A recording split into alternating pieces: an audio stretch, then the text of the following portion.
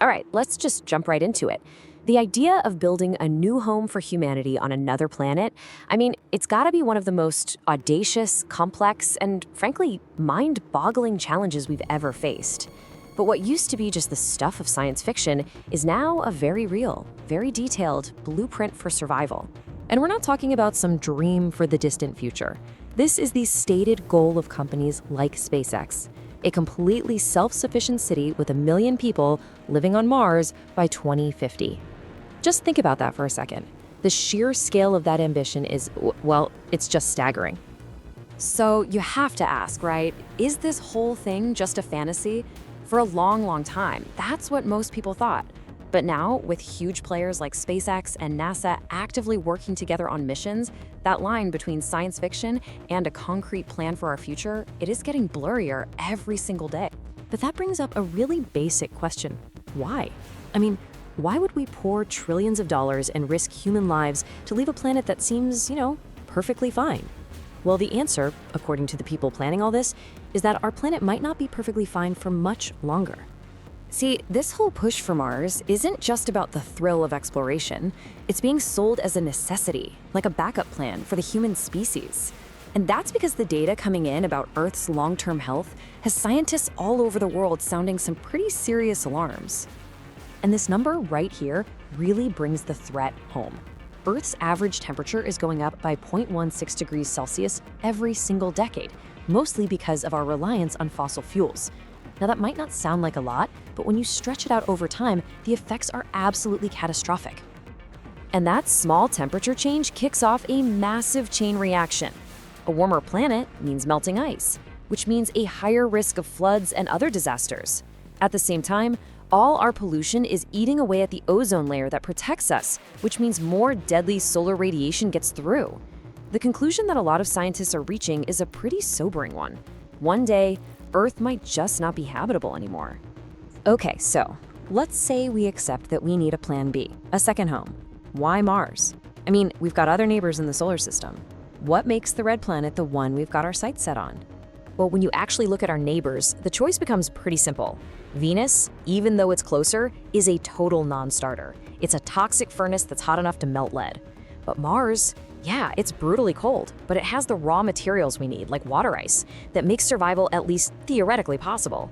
It's really our only viable option. So a plan has been made, not just to go to Mars for a visit, but to actually stay. Let's break down the step-by-step blueprint for building humanity's first city on another world. The plan is actually pretty methodical. First, and this is the crucial part, we send in the machines. Autonomous robots to get the place ready. The target for the first humans to actually land is 2026. Then, after that first crew gets settled, a new ship of colonists will arrive every 2 years, when Earth and Mars are closest. All of this is designed to build step by step towards that crazy ambitious goal. A city of 1 million people by 2050. Okay, a timeline is one thing, but the reality on the ground is another. How on earth do you survive in a place like this? We are talking about temperatures that drop to minus 100 degrees Celsius, an atmosphere you can't breathe, and constant lethal radiation. So how do you even start to build a life there? Well, the answer is you don't send people into that hostile environment until it's ready. First, you send an army of solar-powered robots. Their only job is to build. They'll land, find the right kind of Martian dirt, and then use that dirt to 3D print the very first shelters, creating a safe zone from radiation and storms before a single person even leaves Earth. And only after those shelters are built, checked, and confirmed to be safe from those violent Martian dust storms, only then does the next phase begin, the arrival of the first human pioneers. So this is basically the human survival kit on Mars. You get oxygen by literally pulling it out of the thin CO2 atmosphere. You get water by melting the ice that's just under the surface. You grow food, like potatoes and beans, in greenhouses. And you live in these inflatable, pressurized pods powered by a solar farm, creating a little bubble of Earth. It's an incredible technical challenge, but you also can't forget the human one. These people will be the most isolated humans in history. But here's the thing, just surviving isn't the real goal. It's just step one. The actual vision is so much bigger than just living inside some pods and greenhouses. It's about changing Mars itself. Which brings us to the obvious question, right? Is the whole point of this to live indoors forever? Probably not. So if that's the case, how do you actually change an entire planet so that it's more like home? Well, this idea has a name. It's called terraforming. And this is the really long-term goal. We're talking centuries. It's the theoretical process of engineering an entire planet's climate, basically turning it into a second Earth.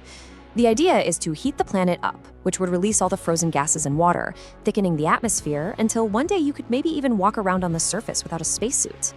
And the first, most important domino to knock over, to get that whole process started, is just to warm the planet up. If you can raise the global temperature enough, you can kick off that chain reaction that releases all the trapped gases and starts to build a new atmosphere. And the ideas on how to do this are, well, they're pretty radical. One plan is to basically do to Mars what we're accidentally doing to Earth, build huge factories whose only purpose is to pump out pollution and cause massive global warming. The other idea, which is even crazier, is to set off thousands of nuclear bombs over the Martian poles to vaporize the ice caps all at once. Now, obviously, this is not a short-term project. The people who are thinking about this see it as a project that will span generations. They figure it'll take anywhere from 100 to 200 years to successfully turn Mars into a true second Earth. Which leaves us with a final, really profound question. The plans to warm Mars involve either polluting it on purpose or literally nuking it, the very things we fight against here on Earth. So as we look out to the stars for a new home, you really have to ask, in order to save our own species, do we have to break a new world before we can build it?